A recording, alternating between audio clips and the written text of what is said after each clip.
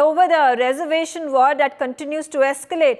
He has claimed that Prime Minister should obtain adequate information before taking on this sensitive issue like a reservation related to the lives of the Dalits, the backwards and the extremely backward classes. He stated that it does not seem appropriate that a Prime Minister lacks knowledge on these issues like the Constitution and the reservation. He further urged the Prime Minister to understand and study the reservation model of Bharat Ratna Jananayak Kapurji Thakur. He also mentioned the Mandal Commission that recommends reservation for socially backward classes of all religions.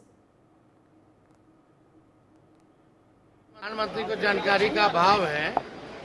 अभी कर्पूरी ठाकुर जी को उन्होंने भारत रत्न दिया, लेकिन उन्हीं के विचारों को वो विरोध कर रहे हैं। जब पहली बार कर्पूरी ठाकुर जी मुख्यमंत्री बने थे तो जितने भी सामाजिक तौर पे पिछड़ी जातियां थी, चाहे किसी भी धर्म के हों, सबको पहली बार आरक्षण मिला था।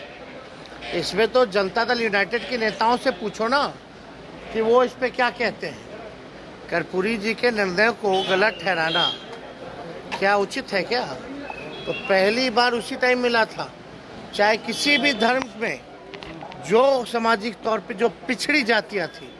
और मंडल कमीशन में भी 84 से 85 ऐसी पिछड़ी जातियां जो है उनको जो है मिला था, सिफारिश हुई थी। प्रधानमंत्री को जानकारी। Ritesh Mishra on the telecast with me. Ritesh, if you could, delve into this war of words that is taking place. All the India Alliance members are attacking Prime Minister Narendra Modi and the BJP over the reservation war.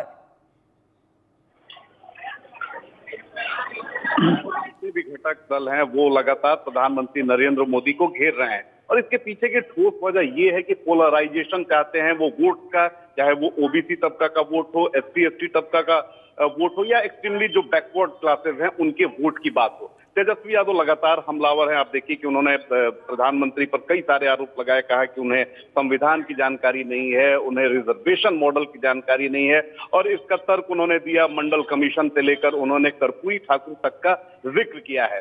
और कहीं ना कहीं जो विपक्ष है, खासतौर पर बिहार में, उसकी कोशिश से यही है कि पोलराइजेशन किया जा सके और थर्ड पेज और आने वाले जितने भी पेजेस जो हैं इलेक्शन के, उसमें फायदा मिल सके। और इसी को लेकर चाहे वो तेजस्वी यादव हो बिहार में, वो मुकेश सहनी हो या फिर कांग्रेस के नेता हो या फिर अगर उधर बात करें सुप्रिया सुले की, तो लगातार ये लोग ओबीसी से लेकर एससी एसटी और अन्य जो आरक्षण के मसले हैं उनको लेकर लगातार बीजेपी की सरकार को घेर रहे हैं, लगातार प्रधानमंत्री नरेंद्र मोदी को घेर रहे हैं। अब देखने वाली बात होती है कि पीएम मोदी आने वाले समय में या फिर बीजेपी इसको कैसे इसका जवाब देती है।